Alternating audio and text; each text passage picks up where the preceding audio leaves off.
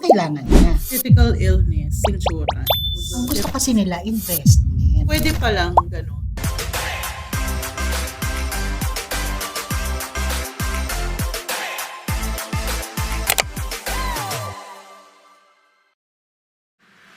Welcome to episode 12 of Beyond the Code. I'm Ada. I'm Josh. I'm Beng. And I'm Jack. Yan. Yan. Welcome diba? naman. Oo, nakompleto tayo. Ay, Ay, may live may audience. live audience. May- May Ay, punta kayo dito. Kasi yun, Welcome. Yeah. ang dami namin live audience. Mga dalawa. 32. Ayan. So, kumusta naman? Kayo, kamusta? Ay, Ikaw din. Kasi nung last time, wala ka. Tapos nung isang, ikaw, wala na. busy-busy. Parang tayo lang ang perfect Kapit lang tayo, attendance. friend. Meron kayong award, Kapit lang perfect tayo. attendance. Yes. For today, maganda pag-usapan natin yung na-discuss natin kanina sa Monday Trailblazer. Yung isang shinare ni UMPAT about critical illness insurance. Diba? Interesting. Kasi, pwede pa lang ganun. No? One way of encouraging the clients to get insurance. Na-experience nyo na ba? Ganun, mag-offer ng More critical on illness critical. insurance. Yes. For me, hindi eh. Kasi package, usually. At karamihan, totoo naman to, karamihan ng mga tao, ang gusto kasi nila, investment. Yes. Right? Mm-mm. Although ako, hindi ko talaga pinoposition siya as investment, tulad ng mga nabanggit na as episodes. Nagpo-focus ako dun sa other benefits, which is yung mga guaranteed benefits like yung Death death benefit. benefit, critical illness benefit, at saka depende rin sa pag-uusap ng client, sa client. Ano ba kailangan niya? Diba? So, medyo doon ako nagbe-base. So, kahit ang gusto niya, ay gusto ko mag-invest, hindi pa din eh. So, more on dun, pinapasok ko talaga yung critical. So, Jack. Sa akin, ganun din. Pero although may ibang clients na naghahanap talaga na yung reason nila for getting insurance is, critical illness. Meron na ganun. Na, syempre, unang tatanungin natin, bakit? Kasi parang, di ba may question tayo doon na kapag yung sa suitability. Di ba yung to assess kung ano ba yung needs, kung ano yung kailangan ni client. Tsaka Diba? medical questionnaire, actually. Yeah. May mga Yes. kailangan Oo. i-declare. Yan, na parang, bakit okay, if critical illness, ano yung specific na critical illness yung pinaghahandaan mo? At bakit? Ganun. Kasi At baka nga bakit? naman, Oo. merong siyang ayaw i-disclose Mm-mm. na alam niya na pala. Yeah. Kaya Tsaka gusto niya niya- kumuha ng insurance. Yes. Or yung iba naman, meron na isa na kasi yung yung family niya, part ng family, isang family siya na nagkaroon ng cancer. Yes, so, Ganun, meron na din parang, ganyan. parang mahal pala. So, kailangan ako, nung nakita na nila na ang laki nung kailangan gastos, diba? More than $1 million. So, yun, doon siya napaisip. Merong client na gano'n. Single lang siya nung kinuha niya to na minake sure niya na kailangan gusto niya talaga is yung critical illness. Kasi yung pinsan niya, single lang din. Pero ang bata pa, nasa early 30s. Nagkaroon siya na-diagnose na siya ng cancer. Cancer? Tapos, oo. Sa bagay ngayon, talaga. Cancer. Wala nang edad. Wala nang Oo, edad. wala. Lalo na kapag cancer. Yun, na siya. Wala na siyang parents. Tapos, solo na anak. So, yung nag-shoulder, yung nun, parang naisip niya, yung client ko, parang, pinagtulong-tulungan nila yun. Di ba? Na para ma-sustain yung medicine and all, yung mga kailangan. Di ba? Sa pagpapagamot. So, sabi niya, pero so yun, unfortunately, pinsan niya na yun. So, kaya yung minute niya ako, sabi niya, yun, instead na, so bata pa rin yun. Akala ko, kasi gusto niya investment, pero ang reason niya is, parang sakit. Parang naging sa kanya, eye-opener sa kanya na posible pala, kahit bata ka pa, kahit hindi mo alam, pwede palang magkasakit ka ng ganito. Oo, kumbaga wala siya sa age. Actually, may nangyari. Meron akong kilalang, kapag nating agent pero ibang branch, na ganyan nangyari sa kanya. Una, kumuha muna siya ng policy niya. Then, he decided na maging agent din. Buti na lang, kasi after 6 months lang, na-diagnose siya ng cancer. Bata pa yun. Oo, na hindi niya akalain. Diba? So, matik, may claim siya. So, magagamit niya yun para magpagamot. Oo, yes. Oo, na hindi mo yan makukuha yung amount na yan sa kahit saan. Kahit, diba? Even HMO, hindi yan mapuprovide. Kasi ang HMO, babayaran lang ng hospital. Kulang pa na. Limited. Okay. So, yun. Same. Siyan.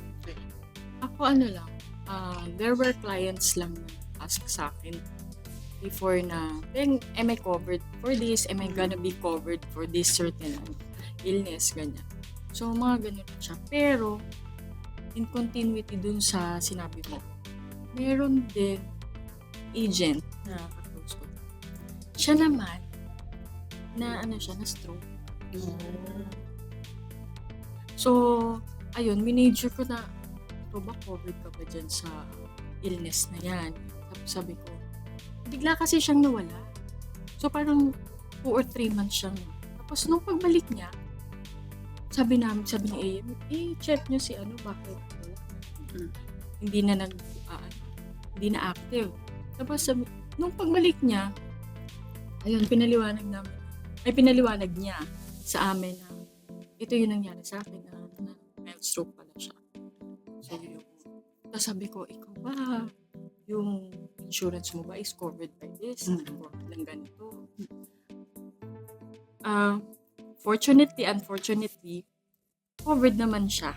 So, I think, Pero, So, ano ba yung pinakamalaking na offer nyo na critical illness coverage sa mga naging policies natin? Ako kasi, minimum 1 million. Okay. Kung ang sum assured niya, 2 million mm-mm. at least kalahati. Oo. Oo. Ganun yung ginagawa ko. 1 million, minimum. Pero kung hindi kaya, medyo kailangan. Depende kasi naman kung anong kaya ni client. So kung tataasan mo pa kasi sa 1 million, premium niya. So depende kay client. But usually ako. Sa akin, I claim or coverage. Meron na rin akong million na coverage. Meron din ako yung pinagtanong kasi sa akin client ngayon is coverage siya for 500. So sabi ko, if you want to read, pwede naman. So wag lang natin i-limit. Yes. Diba? Kasi as you age naman, mas marami tayong nararamdaman dyan, diba? Tsaka yun ang dapat din. And habang insurable pa rin talaga. True. Diba? Yun ang din dapat malaman ng viewers natin. Yes, daming viewers. May live audience. Diba? Oo.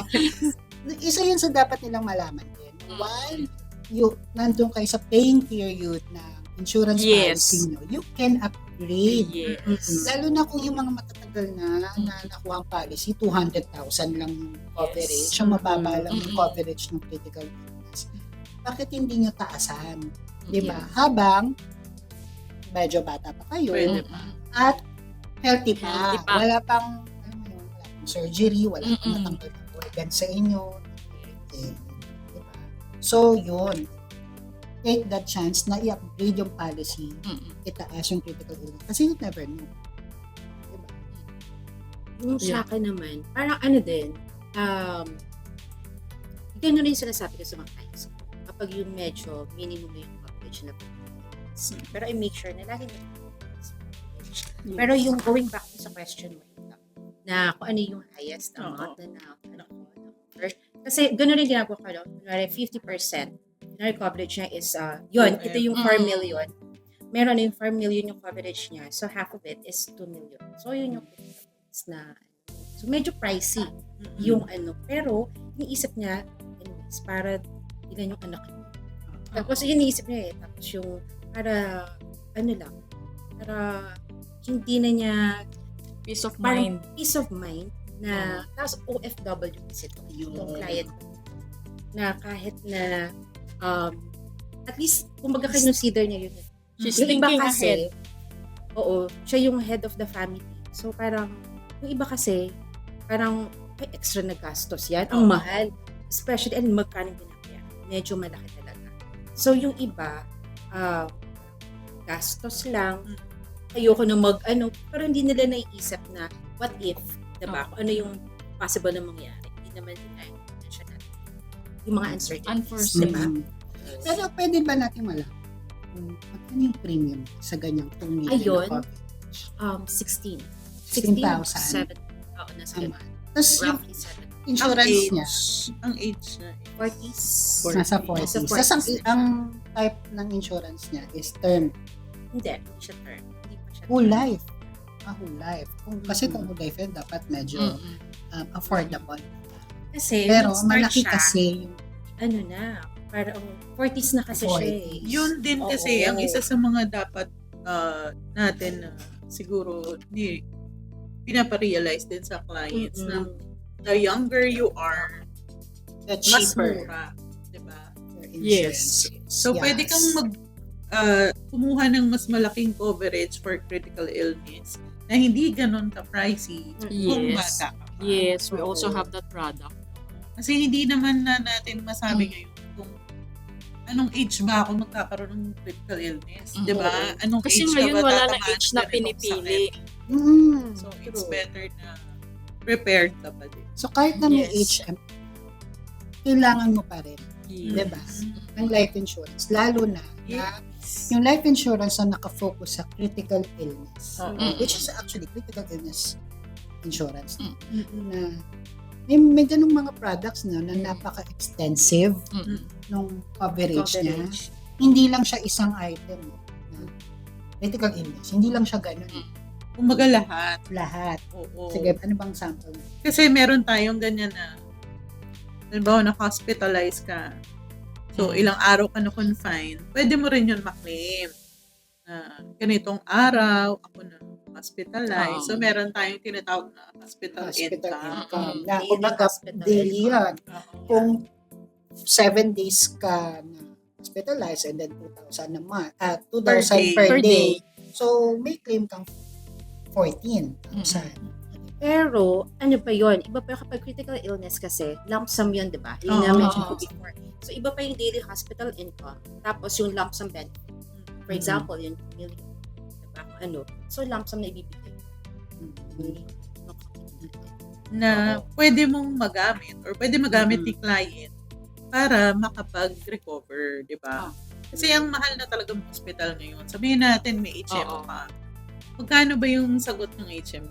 200? 200, Mga ganun. 250, yun So, ang pinaka. Magkano ang magkaroon ng cancer? Magkano ang treatment? Diyos ko, Abutin ka ng Chemo, chemo na lang, ilang cycles yun. Tapos yung gamot mo. Hindi lang dun sa gamot. Example, bigyan lang natin ng idea ang viewers pagka may cancer ang isang pasyente. For chemotherapy, hindi lang yung gamot kasi yung binabayad dyan. Even yung facility. Yes. Yung IV, lahat ng Lahat ng gagamitin. gagamitin. Kasama yun sa breakdown ng babayaran. Per session yan. And usually naman, ang sessions ng chemo, sa isang linggo, mga 3 times. Depende kasi sa sakit. A week. So, imagine kung ang sweldo mo, di ba? Let's say, 30,000 ang monthly mo.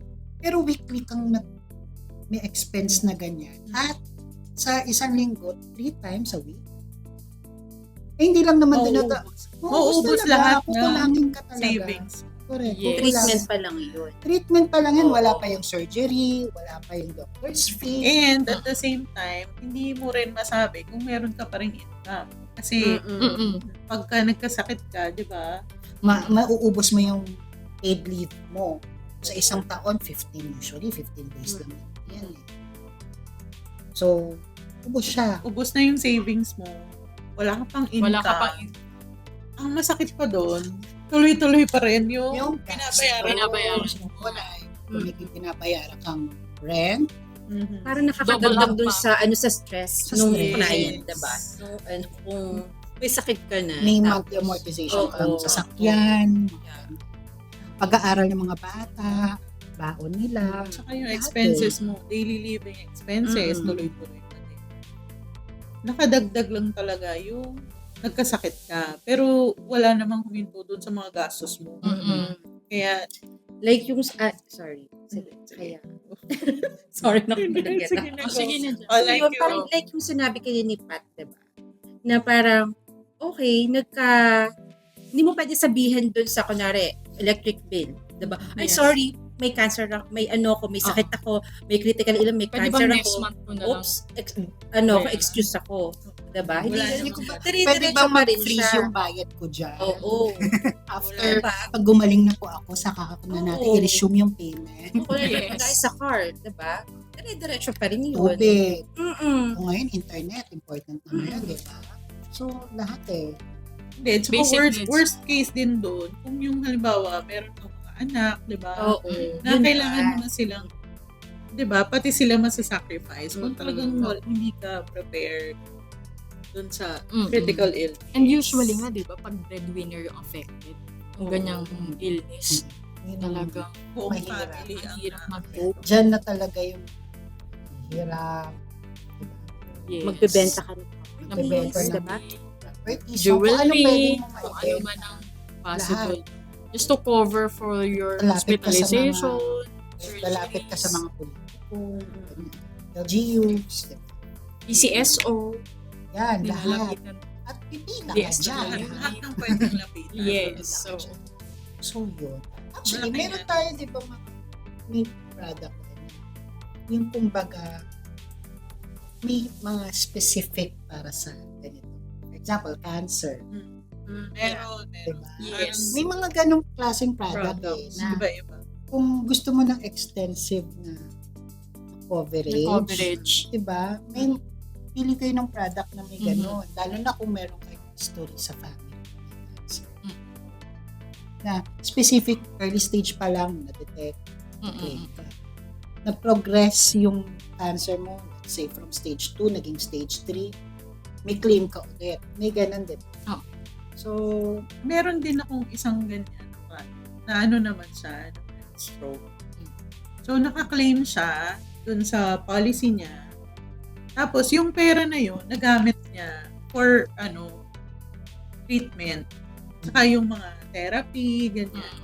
So, nakabalik siya sa dati niyang katawan. I mean, dati niyang lakas, naging okay siya ulit. Mm-mm. So, malaking tulong talaga sa kanya yung nakuha niyang critical illness coverage or Mhm. critical illness insurance. So, para sa kanya, tinatanong pa nga niya, kailangan ko pa bang bayaran yon kasi okay na ako. Diba? Ganun Ang ako. ligaya. Tinatanong nila, kailangan ko ba yung bayaran kasi okay na ako ngayon. Sabi ko, hindi mo kailangan bayaran kasi kasama yun sa policy mo. So, kung halimbawang merong mga gusto na for critical illness coverage talaga, parang may sarili silang policy for that, pwede naman yun. Magtanong lang kay agent din. Kumbaga dapat ang isang policy, may isa siyang purpose. Mm-mm. Diba? Itong policy na to, ang purpose niya para critical illness. Oo. Pag nagkasakit ako, ganyan. Itong isang policy ko na to, para sa retirement ko. Retirement. Ganyan. Yes. Itong isang naman para sa mga bata. Para sa, May yes. ganyan eh. So, kaya nagtataka yung iba. Kailangan ba ng maraming policy? Yes. Sasabihin Yun yung nila, dahilan. meron na ako Meron eh. na ako, Oo, hindi diba? ko na kailangan. Pero kapag in-assess mo at nakipag-usap ka, Mm-mm. ganun yung mga kailangan nyo. Parang akala nila lang sales, so parang bebentahan. Ay, meron na ako. Okay, wag mo na Wag mo ako. Wag mo na akong benta. Parang, Hindi, tsaka parang Diba? i-remind mo din sila Oo. na bakit mo ba yan binili? yung Para saan mo ba yan purpose, yung binili? purpose nung, Oo. nung policy. uy, meron akong ganyan na yung binili niya. Tinanong ko siya, sabi niya, ay, meron na ako, ganyan. Sige, pwede bang pasilip yung policy mo? Tignan lang natin. Policy Kasi, review yung kailangan. yes, yung policy review. Policy review. So, yung chinet ko, walang critical illness. wala. Or wala siyang critical illness coverage. Wala. Kasi death lang. So, sabi ko, paano kung buhay ka naman? Hindi ka lang makalakad. Hindi ka lang makalakad. Buhay ka na, pero baldado ka. Ganyan. Buhay ka. Hindi ka pa rin naman, pumapanaw. Kaso yun ang coverage mo, kailangan mo pumapanaw. Kailangan mo ng pampagamot. Oo. So sabi niya, meron naman ako HMO. Magkano ang limit? Diba? Tsaka yung HMO mo na yun, sino nagbabayad? Yung pa rin tayo babalikin. Oo. Paano? Hanggang pagtanda mo ba, sa kapali ka pa rin na yan? Pamahal siya ng pamahal. Yun pa isa. Yung HM. So, ayun, kumuha siya. Na ang purpose is yun. So, medyo, yun nga, 1 million. Nilagyan mo na ng nakafocus critical yun. illness. Oo. Pero, tuloy pa rin niyang binabayaran yung isa niyang policy. Sige, ibang purpose niya. Kumbaga, yung purpose niya sa matured mo. Kumbaga, pang estate planning na. Diba? Pandagdag pang supplement. Pero itong kukunin mo ngayon, pang critical For illness. critical illness. Saka kung VUL kasi yun, maganda kung purpose mo is for critical illness, okay? May bonus pa na na fund, diba? Na yun nga, pwede mo gamitin kahit saan. For retirement or for mid-term to long-term, kung ano yung kung may gusto ko pang gawin sa bucket list mo. Dami natin na pag-usapan. Correct.